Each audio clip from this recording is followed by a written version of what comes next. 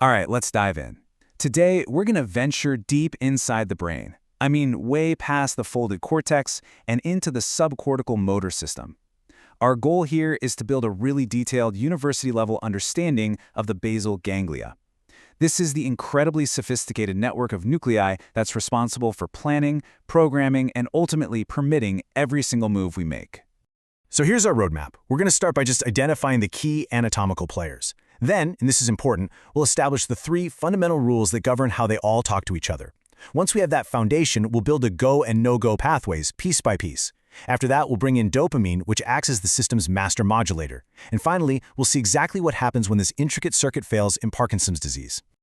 Okay, let's begin. To really understand the circuit, we first have to know who the components are. So Section 1, let's explore the anatomy of the basal ganglia. So what are the basal ganglia? Well, they're basically groups of subcortical nuclei. You can think of them as islands of gray matter deep inside the brain's white matter, and they are absolutely critical for motor control. Here's our cast of characters. We've got the striatum, which is made up of the caudate nucleus and the putamen. Then there's the globus pallidus, which is split into an internal part, the GPI, and an external part, the GPE. We also have the subthalamic nucleus, or STN, and the substantia nigra. You really want to commit these names to memory because they are the key nodes in the network we're about to build. Now that we know the players, let's learn the rules of the game. You know, like any complex system, the basal ganglia operate on just a few core principles. Understanding these three rules is the absolute key to deciphering the entire circuit. Okay, rule number 1. All inputs coming into the basal ganglia, mostly from the cortex, they all arrive at one place, the striatum. Rule 2. All the outputs leaving the basal ganglia, heading for the thalamus, they all depart from the globus pallidus interna, the GPI. And rule number 3, this one is absolutely crucial. Within the basal ganglia, pretty much every single connection is inhibitory. It sends a stop signal.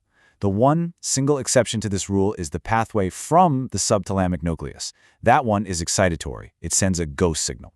Okay, with these axioms in place, we can now start to build the pathways. First up is the direct pathway. I want you to think of this as the go signal. This is the circuit that takes an action you want to do and actually makes it happen. So, it all starts with an intention, right?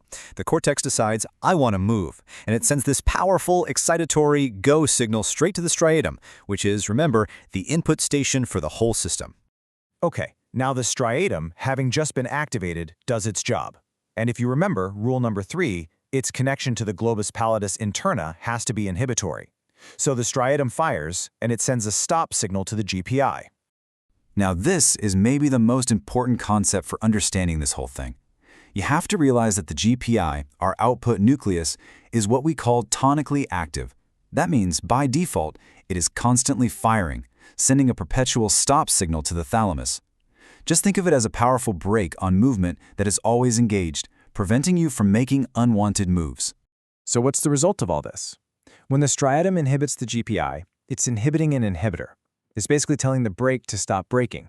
This really elegant mechanism is called disinhibition, and it is the entire logical core of the direct pathway. The brake has just been released. And here's the final step. With that GPI brake removed, the thalamus is now free to do its thing.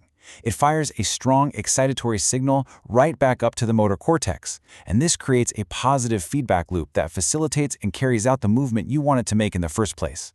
The go signal has been sent. All right, Section 4, the no-go pathway. See, for every single action we choose to make, there are literally countless others we have to suppress. That is the job of the indirect pathway, or the no-go circuit. Its whole purpose is to inhibit all those competing motor programs, making sure our movements are precise and controlled. Now, the indirect pathway, it takes a slightly longer route. It brings in two more of the nuclei we met earlier, the globus pallidus externa, or GPE, and the subthalamic nucleus, the STN. So let's just trace the signal flow here. It starts, again, with the striatum, which sends an inhibitory signal to the GPE. The GPE then sends its own inhibitory signal to the STN. Now remember our exception? The STN sends an excitatory signal to the GPI. And, as we already know, the GPI sends its inhibitory signal onto the thalamus. The logic here is this really beautiful cascade of signals. Check it out. First, the striatum inhibits the GPE. Okay, so what does that do? Well, that disinhibits the STN. It removes the brake that the GPE normally has on it. The STN is now unleashed, so it fires, sending a powerful excitatory signal to the GPI.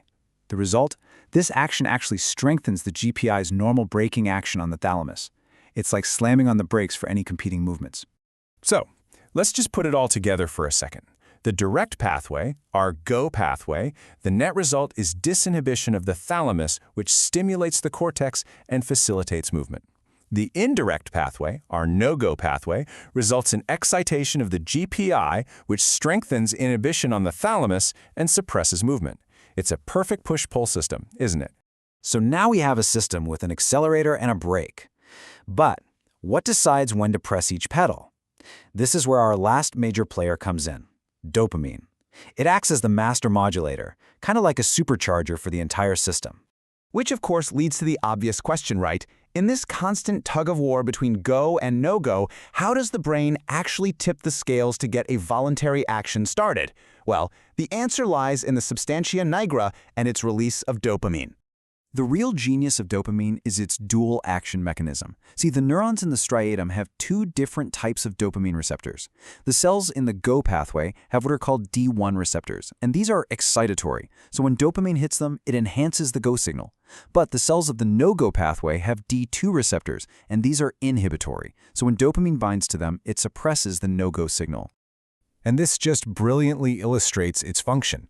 Dopamine doesn't just push the accelerator, it takes its foot off the brake at the exact same time. The net effect is this powerful system-wide bias that just makes movement much more likely to happen. It primes the whole circuit for action.